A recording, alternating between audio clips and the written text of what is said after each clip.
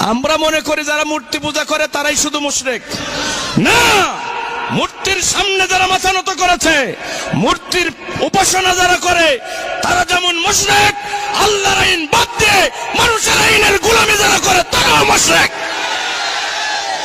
এই ব্যাপারে কথা বলে না আলেমরা, ইমামরা মসজিদের খুতবা মেম্বারে বসে এই ব্যাপারে কথা বলে না।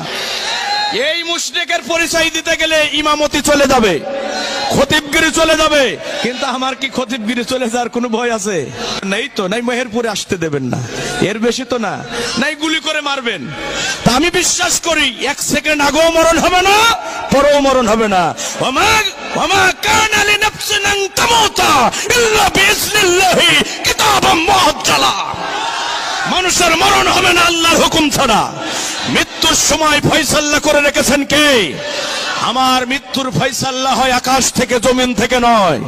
মৃত্যুর ফয়সালা যদি হয়ে যায়, না হয়, মৃত্যুর ফয়সালা যদি না হয়, আল্লাহ যদি বরাদ্দ মৃত্যু না দেন, বন্দুকের নলটা বুকের সাথে ধরে বারবার ট্যাগারে টেপ দেবে, একটা বুলেট বক্ষ ভেদ করতে পারবে না। এই বিশ্বাস মুমিনের থাকতে হবে। এজন্য কোরআনের হক কথা বলতে হবে, জাতির মানুষকে বাঁচাতে হবে। আমার ইমাম খতিব ভাইদেরকে বলছি, ইমামতের পরোয়া করবেন না, কোন বাতিলের চক্রাঙ্গানিকে পরোয়া করবেন না। রিজিকের ফয়সালা করে কে? খাওয়াই কে? আল্লাহ উত্তম রিজিক দাতা। এজন্য ইমামতে চলে যাক, তারপরে জাতির মানুষের ইমান বাঁচাতে হবে। মূর্তির সামনে যারা মাথা নত করেছে তারা যেমন মুশরিক হয়ে গেছে, আল্লাহর আইন বাদ দিয়ে মানুষের তৈরি করা আইন প্রতিষ্ঠান আন্দোলনে যারা অংশগ্রহণ করেছে তারাও মুশরিক হয়ে গেছে। কারণ সেজদা পাওয়ার মালিককে কথা বলতে হবে। এই মাথাটা দিয়ে সেজদা দেবেন কারে?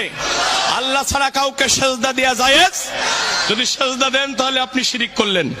এটা বড় শিরিক না ছোট শিরিক? শিরকে আকবার। এ ভাই, যতগুলো কারণে মানুষ কাফের হয়ে যায় তার মধ্যে 1 নম্বর কারণ হলো আল্লাহর সাথে শিরিক করা, মানে শিরকে আকবার। আমার লেখা বই আছে না, ঈমান বিনষ্টের কারণ, পড়েন নাই আপনারা? 1 নম্বর কারণ হলো আল্লাহর সাথে শিরিক করা।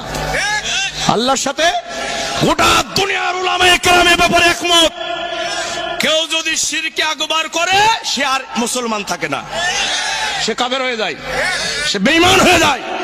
ভাইরা আমার, সেজদা পাওয়ার মালিক আল্লাহ। আল্লাহরে বাদ দিয়ে, আমি সেদিন নতুন মদনাডাঙ্গায় বলেছিলাম এ ব্যাপারে দীর্ঘ সময়, আল্লাহরে বাদ দিয়ে মূর্তির সামনে মাথা নত করলে যেমন ঈমান নষ্ট হয়ে যায়, লোকটা কাফের হয়ে যায়, মুশরিক হয়ে যায়, অনুরূপ ভাবে আইন দেওয়ার মালিককে আলা লাহুল খালকু ওয়াল আমরু। আল্লাহ বলছে সাবধান সাবধান, সৃষ্টি যার আইন চলবে।